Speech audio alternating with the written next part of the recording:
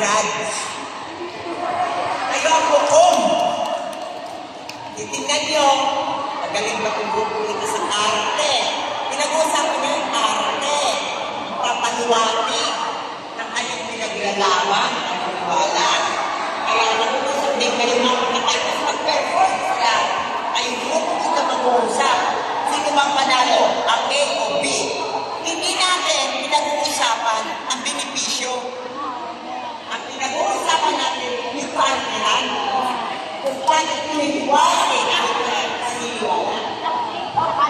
Aking mensahe, kumbinsin. Ito natin ang dadyan.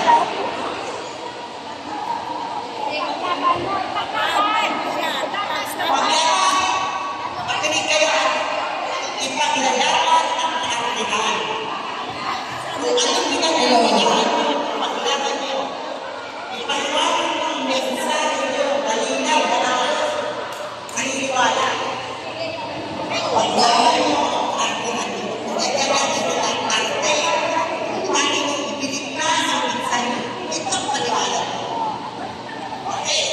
Mag-usap na kayo. Sino ang magsisimula?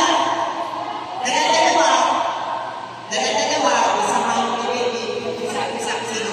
Sino ang huling magsasalita ng dalawa? Maarating ito.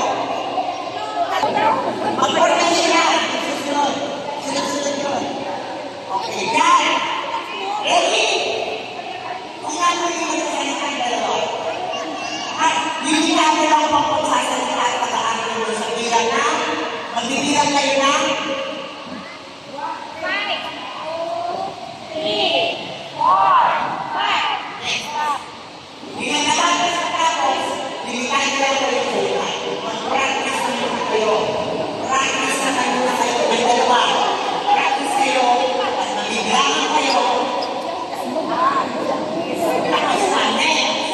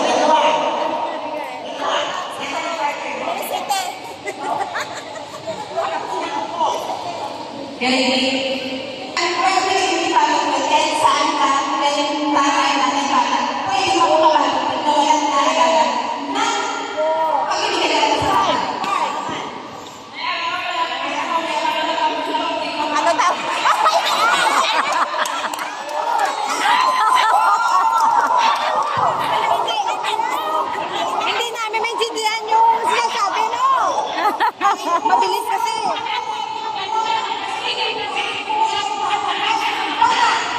Tapos hindi pa kapag sa iyong pangin, sa lahat ng iyong pangin, ang bata ay ganda. Okay. Ang naman na daw, way na daw malaman.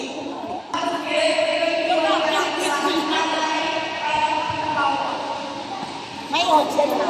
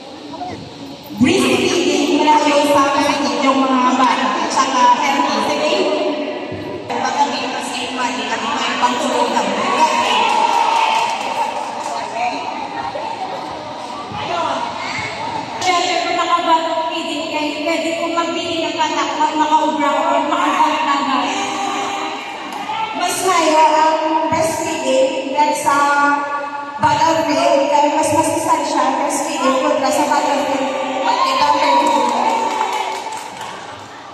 Ang mag-feed dyan, ayaw din nila kaya, makalabaw pa, magawa, tamuaniin mo dati.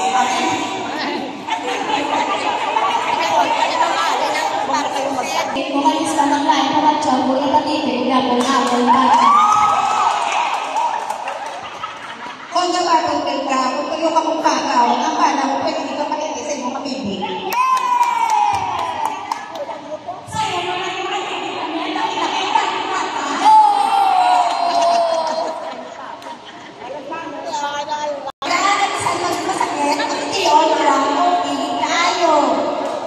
May papatagod ka kapag wait ka kayo kung parang di ba gaya pero kapag sexy ka pa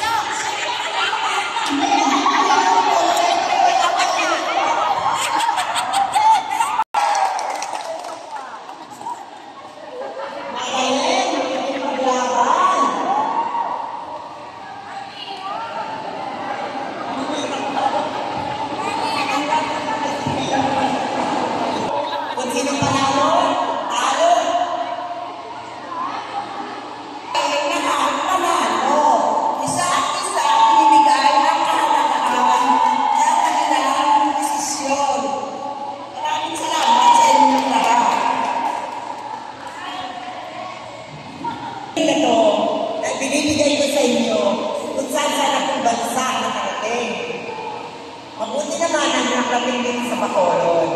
So, ito pinangalabas ko sa Global Conference ng Lactancia at saka sa Malaysia. Kasi kailangan lang niya makita ang karanasan na ginawa ng anggaan during emergency. Emergency na may bagyo, may baha, may tidal wave, may earthquake, may volcano eruption, may kaguluhan internal conflicts, magdating man sa Marawi, yung mga mother support ay nagkaisa at lumiresponde, nagre-rescue sa breastfeeding. Kaya kayo po maaasahan dito sa Central Visayas na kayo po ay tutugon sa panahon na to at mapalagalan. Training on infant and young child feeding. Ito po yung panahon ng Yolanda. Paalala nyo? Sa Tacloban, sa Leyte, sa Samar. Pinapunta po kami ng WHO at UNICEF. Kaya 29 alugaan nanay ay dumulog. Ready. Kami po, 50 po kami. Handa tawagin anytime na may kalamidad. Ready po. At least ang 30 nanay tutulong. Kaya kayo po, ang sinisimulan natin dito sa Central Visayas na maging gano'n. Tingnan niyo naman ang panahon ng Undoy sa Maynila noon. Kaya napakahalaga kapag kayo tinanong, ano bang kailangan na paghahanda, breastfeeding readiness during emergency, maganda po ang planggana. Malaking po muna ng planggana. Kasi pag nagdating ng bang, bigla yung hindi nyo maintindihan. Hindi nyo na mailalagay sa ulo ng baby nyo, may mga dala pa kayo. Malaking bagay na ilagay ang planggana.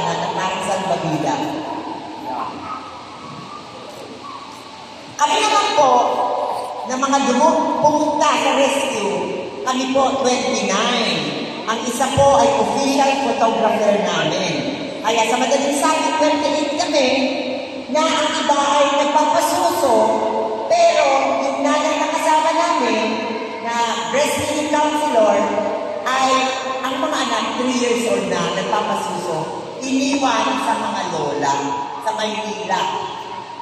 Ano po kami na? Isang bus, BLTV. Nabili kami sa Divisoria ng mga pagkain. Kasi doon sa lugar ng Tacloban ng Leyte at Samar, wala ang puro, lahat bumagsak, wala. Walang-wala lahat. Sarili lang nila. At yung mga iba ay naanap na tidal wave. Napunta sa ibang isla. Kaya pagdating ng patay na katawan, nanay, na may bata, hindi nila ma-identify sino ito. Kasi taga-ibang isla sila. Kaya po kami naman sa Maynila, naghanda na kami ng ibibigay na pakete. Breastfeeding bag. Yan po. Tulad yan, nandiyan na yung breastfeeding bag, dito ba nag-ibigay? Okay, mamaya pa. Alas 3 ng umaga, sa UP, University of the Philippines, Tacloban. Wala kubong, doon kami sumulong. At tandaan nyo, pag malaking bagyo, may darating sunod na araw, maliit na bagyo. Sa madaling sabi, mababasa na naman. Ganun talaga ang hahanapin nyo pagdating ng kalamidad. Kaya napakahalaga po ang puno. Hindi pinuputol ang puno. Kasi sa environment natin, ang punong yan, yun ang nagsumasagip sa baha. Pag pinutol na yan, dire-diretso na yan hanggang sa looban. Kaya huwag na huwag kayo, hayaan maputol ang puno at tuloy nyo na ang pagtatanim. Kasi nga maaari yung mga plastic ay i-recycle nyo. Kasi nung tapo ng plastic, nagbagal ang kaya po, alas 3 pa lang, nakahati na yung 29, yung 28, naghati-hati po kami grupo, tiglilima kami grupo.